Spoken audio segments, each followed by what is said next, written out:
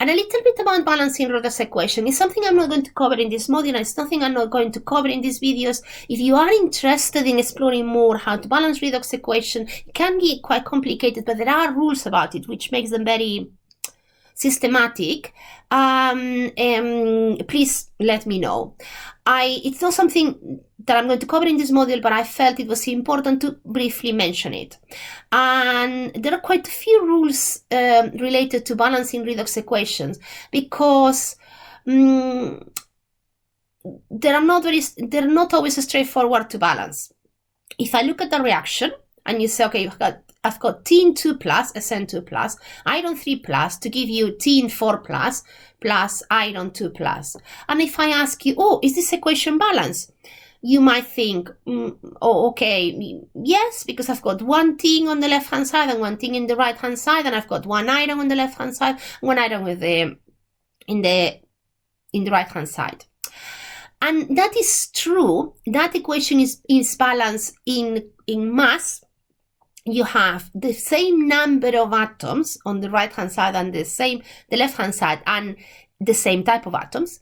What is not really in balance is in charge.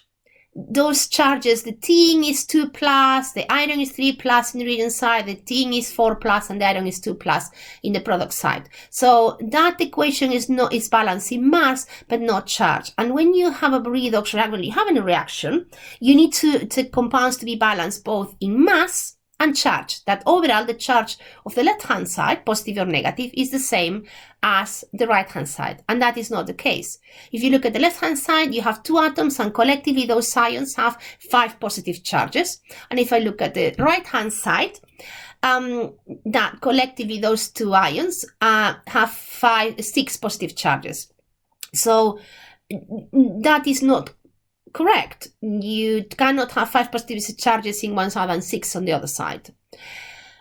How will you go about it? And again, it's not covered in this module, but I will pick it up. Okay, well, I will split it into reactions. One is what happens to the tin, that goes from tin 2 plus to tin 4 plus, and the other is what happens to the iron, which goes from iron 3 plus to iron 2 plus. And then I will tackle each of them individually, and then I will put them back together to adapt to the overall equation. So this is what we call half reaction. I will set up 2 half reactions, one oxidation half reaction, one reduction half reaction. I will balance them, and then we'll add them together to give me the overall redox reaction. So if I tackle the tin, if I look at how many tins I've got in the right and the left hand side, this equation is balanced in terms of mass. I have 1 tin on the right hand side and 1 in the left hand side. What is not balanced is in terms of charge. I've got 2 positive charges in the left hand side and 4 positive charges in the right hand side. So 2 does not equal 4. I need to make something to make those 2 numbers equal. And what I'm going to do is I'm going to add electrons either to the right hand side or to the left hand side. And each electron is going to give me a value of -1.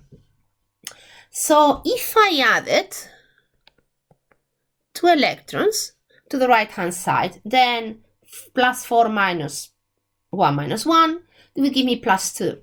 So I have added 2 electrons to the right hand side of the equation where the tin 4 plus is. We use electrons as if it were other reagents. You add them as a reagent, or you add them as a product. We use it as if it was any other chemical, but they are electrons. And each electron gives you a charge of -1. So you can add them as products, or you can add them as reagents.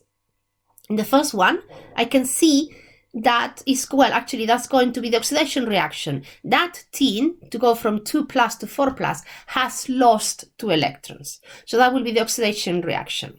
So I go to the iron, and I look, okay, well, the iron again is balanced in terms of mass. You have 1 atom of, well, 1 ion of iron on the right and the left hand side, but it's not balanced in terms of charge. You've got 3 positive charges here, and on the right hand side you've got 2 positive charges, and 3 does not equal 2. So if I add electrons to try to make those two numbers the same, if I add -1, I will have to add them to the product, to the reagent side, sorry, and 3 minus 1 gives you 2, which will make those two values the same. So I have added electrons, but I have added them as a product. So now each half reaction is balanced in terms of mass and charge. You have the same number of charges on the right hand side, the left hand side, the same number of atoms on the right or the left hand side. Now I have to put them together and look at the equation. The tin releases 2 electrons and the electrons go to the iron. So the tin undergoes an oxidation, loses electrons, and those electrons are picked up by the iron to reduce. But each ion of tin 2 plus produces 2 electrons. But the iron only needs 1. So with 1 ion of iron 3, visibly reducing is not enough to pick up all the electrons generated by the tin. And we need 2 ions of iron and each ion of iron 3 plus would accept 1 electron from the tin. So that means the tin produces 2 electrons, the tin 2 plus produces 2 electrons, and each of those electrons goes to a different ion of iron 3 plus.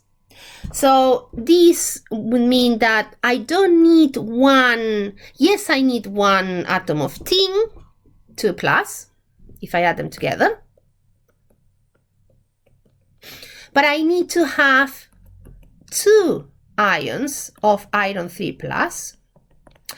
I need 2 electrons for each of those irons 3 plus to react, to undergo a reduction. And I'm going to produce tin 4 plus. Each tin 4 plus produces 2 electrons, and I'm also going to make 2 ions of iron 2 plus.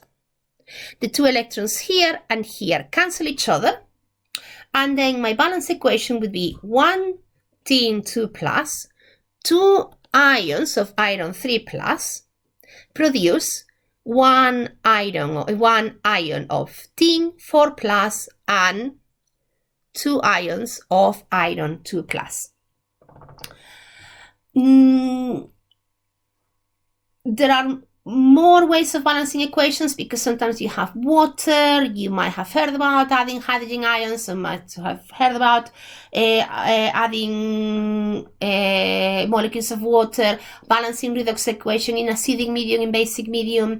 This will not be covered in these videos. If you are interested to explore more how to balance redox equation, just contact me and we can have a chat about it. But I just wanted to hint as to what you are meant to be doing when you balance a redox equation, which is basically, yes, you need to make sure that the mass is balanced, so you have the same number of types of atoms in the reagent and the product side, but you also need to make sure that the charges, the overall charges in the reaction are balanced. And if I look at how the charges look like, I've got +2, +6, because I have 2 atoms of iron 3 plus, 2 ions of iron 3 plus, that overall is +8.